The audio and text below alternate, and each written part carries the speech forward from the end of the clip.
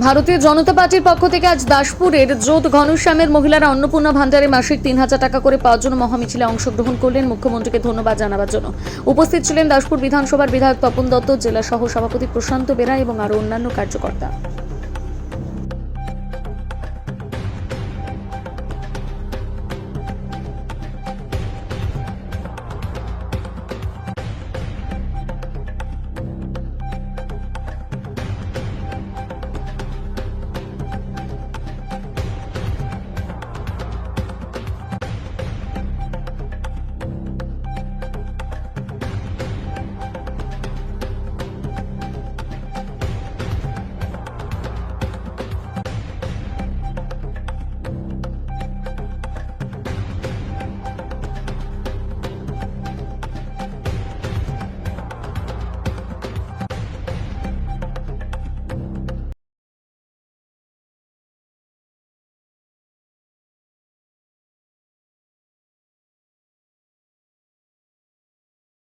আজকের এই মিছিলটা আপনারা জানেন যে আমাদের অন্নপূর্ণা যোজনা নিয়ে সিপিএম, তৃণমূল কংগ্রেস বা বিভিন্ন দল বিভিন্ন রকম অপপ্রচার করছে।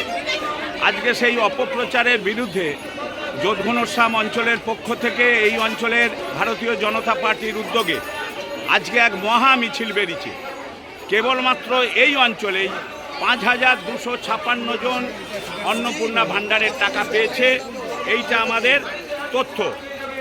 কেবলমাত্র জোট ঘনশ্যামে ৫,২৫৬ জন মহিলা ইতিমধ্যেই টাকা পেয়েছে। তাই স্বাভাবিকভাবে মহিলাদের উচ্ছ্বাস দেখছেন।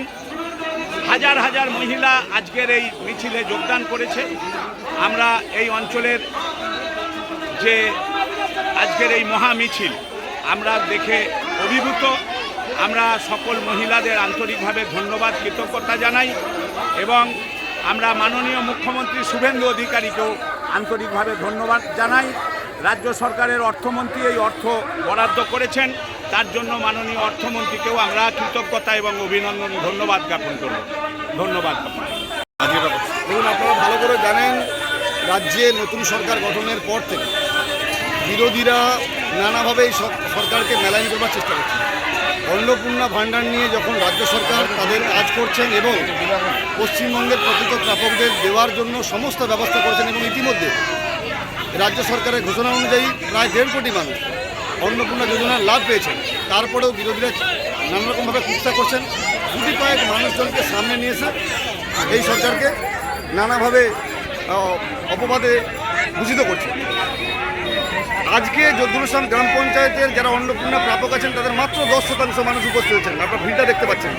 মায়েরা এর প্রতিবাদ জানিয়ে রাজ্য সরকারকে অভিনন্দন জানিয়ে এবং বিরোধীদের চক্রান্তের প্রতিবাদ জানিয়ে আজকে মিছিলে সামিল হয়েছে।